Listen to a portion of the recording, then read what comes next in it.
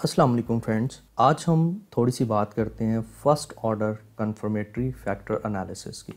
तो as you can see कि मेरी डेटा फाइल में और मेरी स्टडी के मॉडल में जितने भी वेरिएबल थे, मैंने उन तमाम के तमाम वेरिएबल्स को यहाँ पर ड्रॉ कर लिया, बिल्कुल उसी तरीके से जिस तरीके से मैंने आपको बताया था।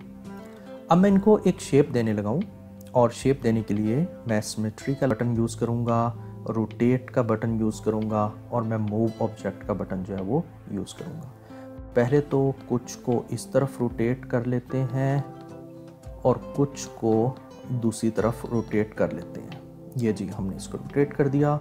मूव ऑब्जेक्ट के बटन को यूज़ करते हुए इनकी शेप को थोड़ा सा बेहतर बनाया जा सकता है और ये मैंने इनकी शेप को थोड़ा सा ज़्यादा विजिबल जो है वो कर दिया। अब अगर मैं चाहूँ, मुझे इनके ऊपर जो फैक्टर लोडिंग की वैल्यूज़ जो हैं वो नज़र आएंगी, तो मैं सिमेट्री के बटन को अनचेक करूँगा और मूव ऑब्जेक्ट के बटन से मैं इन वेरिएबल्स के नेम को थोड़ा थोड़ा ड्रैग कर लूँगा ताकि मुझे इनकी वैल्यूज़ जो हैं वो रीडेबल पोजीशन में डायग्राम के ऊपर भी नज़र आ सकें। वैसे तो मुझे आउटपुट की फ़ाइल में इनकी वैल्यूज़ जो हैं वो रीड हो जाएंगी। ठीक है जी, अभी भी मैं इसको रन नहीं कर सकता क्योंकि मुझे एरर टर्म्स जो हैं उनको नेम देने हैं। उनको नेम देने के लिए हम प्लगइन्स में जाएंगे और प्लगइन्स में नेम अनऑब्जर्व्ड वेरिएबल में इनके नाम अनऑब्जर्व्ड वेरिएबल्स में आ गए। आउटपुट में जाकर एक मरतबा चेक करते हैं। आउटपुट के बॉक्स में मुझे स्टैंडर्डाइज्ड एस्टिमेट्स चाहिए। वो बटन मैंने भी थोड़ी देर पहले वीडियो में चेक किया था, तो वो भी चेक्ड ही है। मुझे कोई और बटन, कोई और वैल्यूज़ अभी नहीं चाहिए। इसको क्रॉस करूँगा। अच्छा, मुझे इन तमाम के तमाम वेरिएबल्स को आपस में कोवेरिएट करवाना पड़ेगा और इनको कोवेरिएट करवाने के लिए मैं ये select one object at a time के बटन को क्लिक करूँगा। मैं हर एक वेरिएबल के सर्कल के ऊपर क्लिक करूँगा तो ब्लू कलर में ये सारे के सारे चेक्ड हो जाएंगे। इनको डबल एरो हेड से कोवेरिएट करवाने के लिए मैं अगेन प्लगइन्स का बटन यूज़ करूँगा और ड्रॉ कोवेरियंस, ये बटन जो पहले बना हुआ है ड्रॉ कोवेरियंस का, इसको मैं चेक कर दूंगा।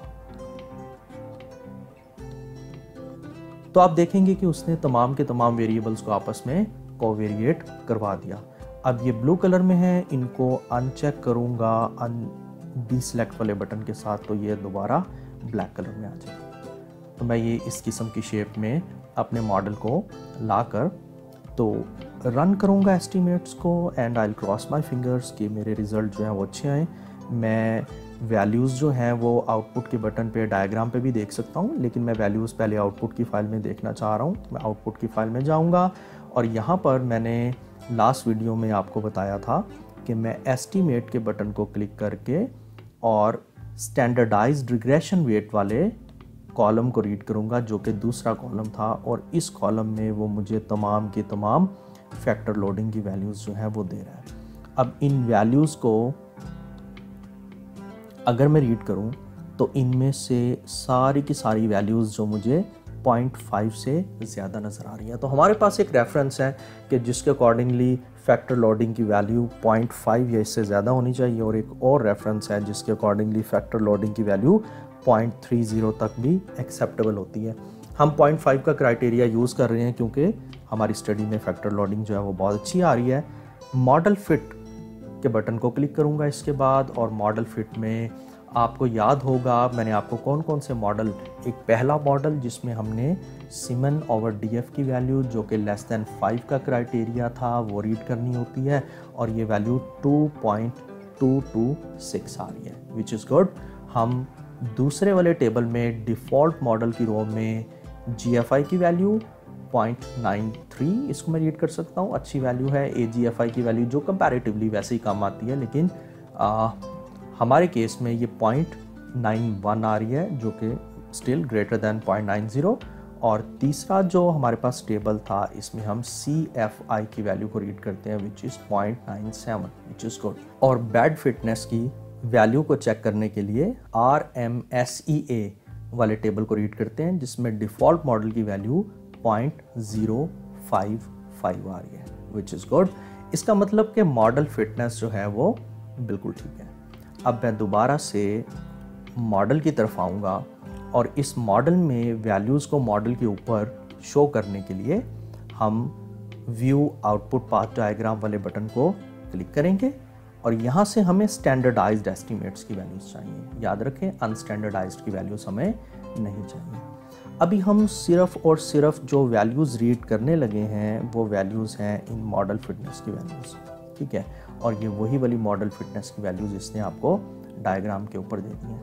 अब इन वैल्यूज़ को मज़ीद क्लियर करने के लिए आप इसको थोड़ा सा मूव ऑब्जेक्ट के बटन को, अब मैं दोबारा इसको अनचेक करने लगा हूँ और मैं इसको मूव ऑब्जेक्ट के बटन को क्लिक करके सिर्फ ये वेरिएबल्स जो हैं इसको थोड़ा सा स्क्रॉल डाउन, इसको शेप एक देने लगा हूँ ताकि मुझसे इनकी फैक्टर लोडिंग की वैल्यूज़ जो हैं वो पड़ी जाएं।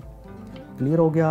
अब मैं इसको मैजिकल स्टिक को यूज़ करके इनकी शेप्स को रीएडजस्ट कर सकता हूँ। रीएडजस्ट कर दिया। आउटपुट वाली फाइल में अब जो मेरे पास मॉडल फिटनेस की वैल्यूज़ आ रही हैं, मैं इन वैल्यूज़ को जो है वो बोल्ड कर सकता हूँ, इनके फॉन्ट को इंक्रीज़ कर सकता हूँ, इनको डबल चेक करके, और मैं यहाँ पे इसको कॉपी करके अपनी वर्ड की फाइल में रिपोर्ट कर दूँगा कि अभी करंट फॉर्म में मेरा जो मेजरमेंट मॉडल है जिसमें मैंने लोडिंग की वैल्यूज़ को अंडरस्टैंड करने की कोशिश की है, वो वैल्यूज़ बेस्ट फिट आ रही हैं। क्लियर। तो इस तरीके से हम अपनी स्टडी के मेजरमेंट मॉडल को रिपोर्ट कर रहे होते हैं।